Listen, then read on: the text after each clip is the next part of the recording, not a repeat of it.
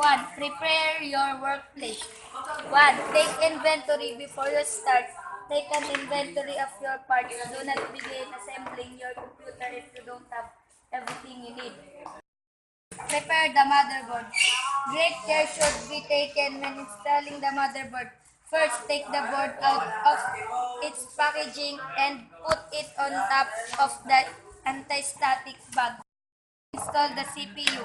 Use the unlocking mechanism to open the CPU socket with is usually a user.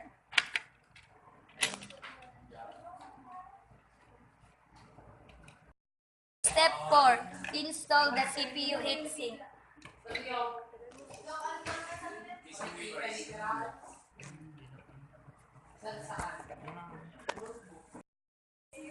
Step 5. Install memory RAM modules. Yung may pangalan na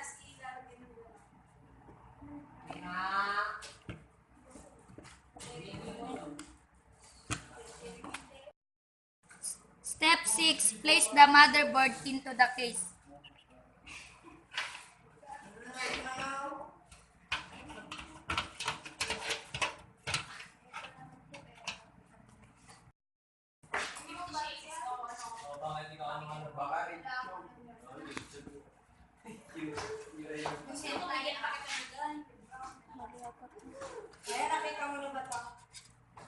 Bagay mo naman sa Oh, ano na sa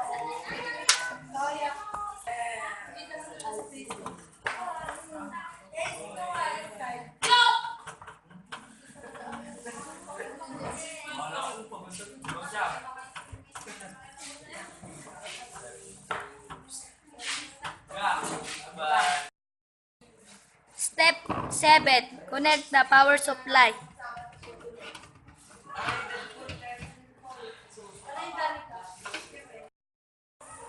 Step 8. Install graphics or video cards.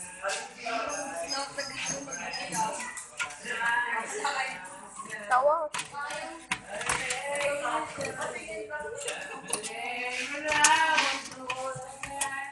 wala, paano natin malalaman kung sino man nanalo sila? Install the hard drive.